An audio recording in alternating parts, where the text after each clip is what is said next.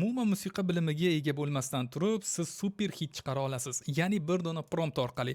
Hozir ovoz, notalar, garmoniya terish yoki umuman mikrofonda ovoz yozish kerak emas va bugungi video dars aynan Suno AI haqida bo'ladi. Sunoni uzoq vaqtdan beri ishlatib kelaman va nihoyat mana o'zbek auditoriyasiga ham bu mavzu qiziq bo'pti. Men juda xursandman. Demak, bugungi video dars aynan 90% odam tushunmagan narsani mana shu video darsda ko'rasiz. To'g'risini aytaman, bir musiqaga ko'zim tushib qolgandan keyin menda qiziqish paydo bo'ldi. Ya'ni 4-aprel kuni mana bu YouTube kanal video yuklagan ekan va bu sun'iy intellektda tayyorlangan aynan musiqalardan biri.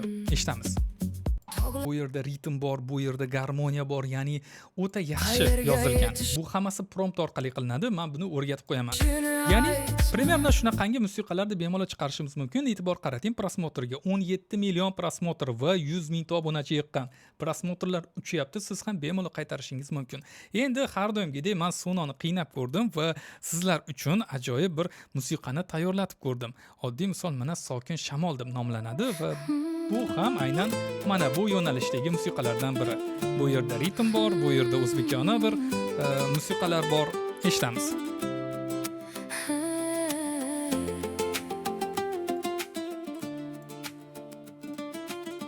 Sokin shamol deyiladi. Sokin tunlar, ko'chalar jim.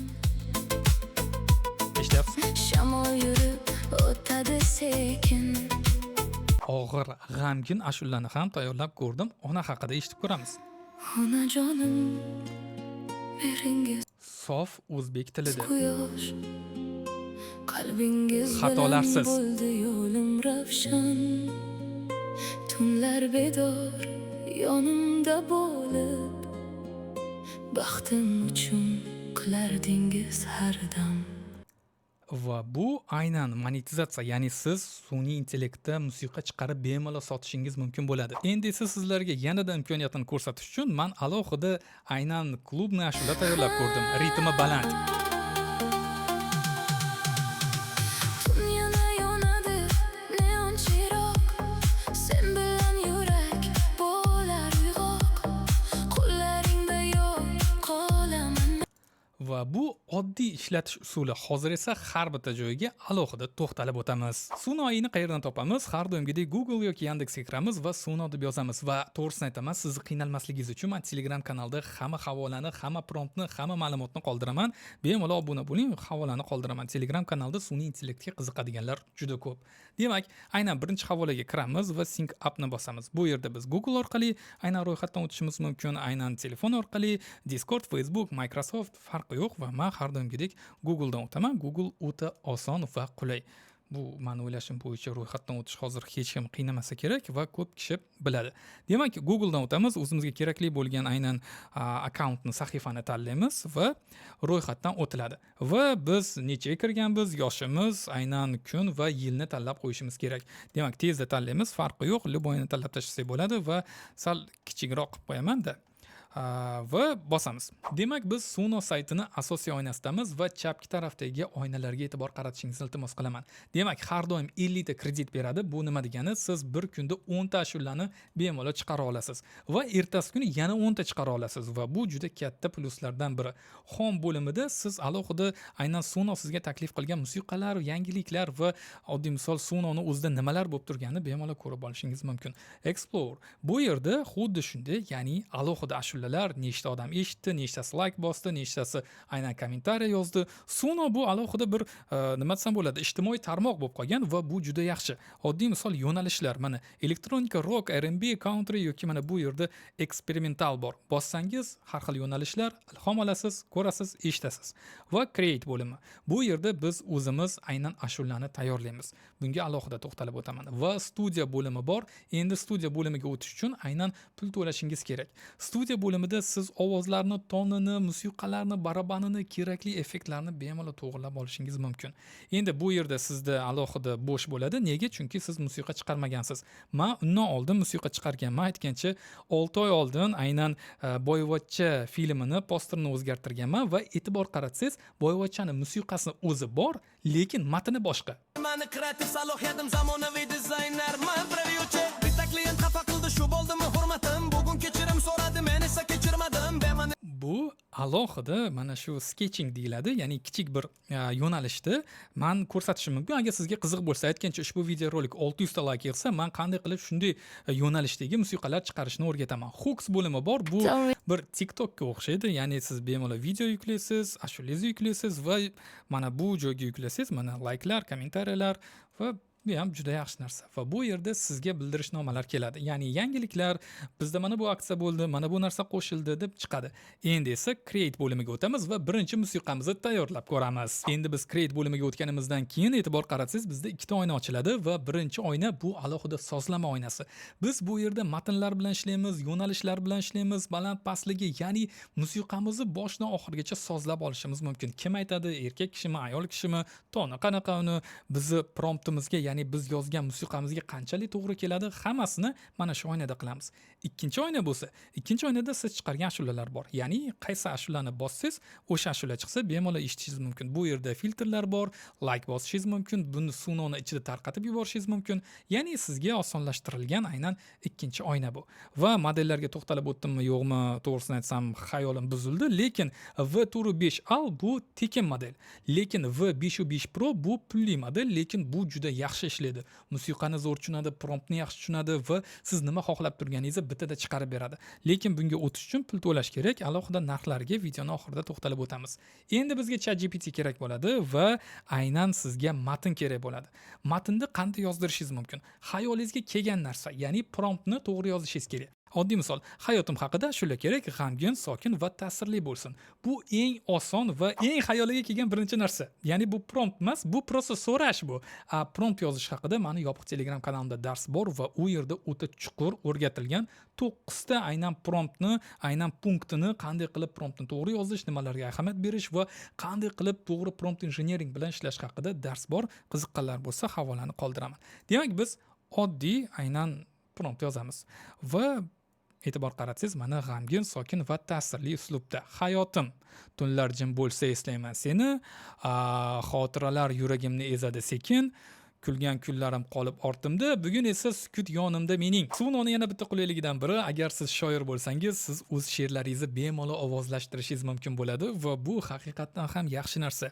Demak, yuqorida aytganimdek, siz aynan o'zingizni she'ringiz bo'ladimi yoki ChatGPT yozib beradimi yoki prosta biron bir ashula yoki bir hikoyani ko'rib qoldingizmi, shuni olasiz va e'tibor qarating, simple bo'limida siz birorta so'z yozib qo'yishingiz mumkin. Ya'ni ona desiz, sun'iy intellektni o'zi ona so'zini analiz qilib ashula yozib beradi.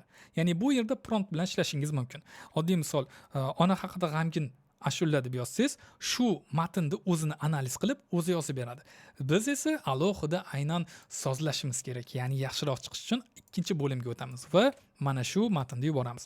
E'tibor qaratsangiz, bu yerda mana yuqorida olingan matn. Endi esa stil bo'limiga to'xtalib o'tmoqchiman. Siz stil bo'limida mana bu havorang knopkani bossangiz, sizni matningizni o'zi analiz qiladi va sizga alohida mana shu analizdan kelib chiqib matnda qanaqa stil to'g'ri keladi, qanaqa yo'nalish, g'amgin bo'lsin, sekin bo'lsin, tezroq bo'lsin, ovozi baland bo'lsin, hammasi yozilgan.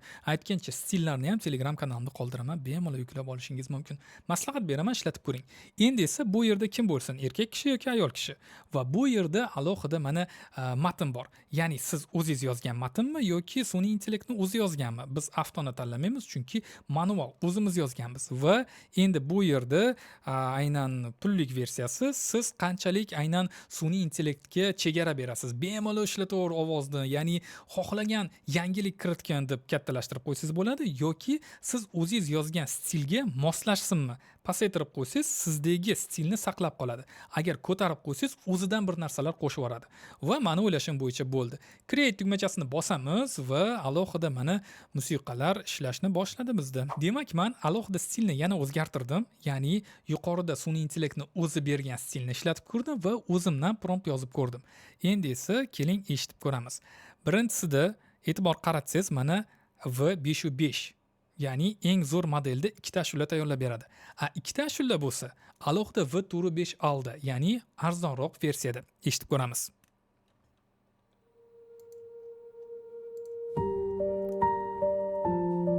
Pianino bor.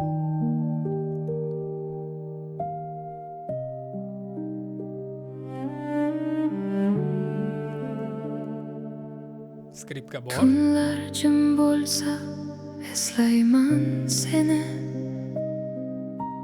Xotiralar yuragimni ezadi sekin. Kulgan kunlar. Endi esa ikkinchisini eshitamiz va bir narsani eslatib o'tmoqchiman. Siz agar birorta instrumentni qo'shmoqchi bo'lsangiz, oddiy misol bu yerda mana pianino bor, bu yerda skripka bor, siz gitara qo'shishingiz mumkin, bu yerda baraban qo'shishingiz mumkin, har xil ovozlar qo'shishingiz mumkin va ashulamiz boshlandi. Mana bu garmoniya bilan zo'r ishlaydi. Ya'ni mana bu narsa bor-ku, suzib ketadigan Tunlar narsa. jim bo'lsa eslayman seni. Xotiralar yuragimni ezadi sekin. Matn bor, biz yozgan narsa, ya'ni mana tunlar jim bo'lsa eslayman seni, xotiralar yuragim ezadi sekin va eshitib ko'ramiz. Endi biz hozir V5/5 ni eshitdik. Endi esa V4/5 ni eshitib ko'ramiz.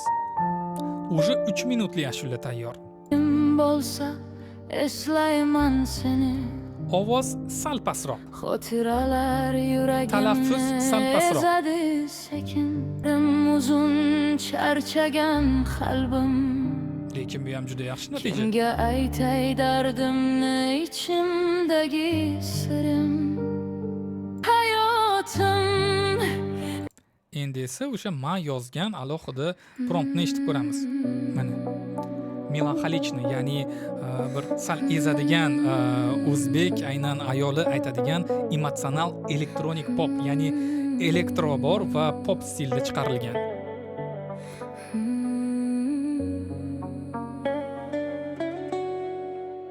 Tunlar jim bo'lsa eslayman seni. Endi esa ikkinchisini eshitib ko'ramiz va bir narsani aytib o'tmoqchiman. Mani yopiq Telegram kanalim bor. U yerda promptni qanday qilib yozish, nimalarga e'tibor berish va 9 ta punktdan iborat bo'lgan prompt engineering darsi bor. Agar sizga qiziq bo'lsa, havola qoldiraman. Yopiq Telegram kanalda 200 dan ko'p o'quvchi bor. Hammasi uning intellektni o'rganyapti. Sizni ham o'rganishingizni xohlardim. Sog' bo'ling, salomat bo'ling. Musiqani eshitamiz. Tunlar jim bo'lsa eslayman seni. Xotiralar yuragimni ezadi sekin. Kulgan kunlarim qolib ortimda. Bugun esa sukut yonimda mening. Yo'llarim uzun, charchagan qalbim. Kimga aytay dardimni, ichimdagi sirim. Hammasi bor kabi ko'rinar tashdan, lekin ichimda yo'q qolgan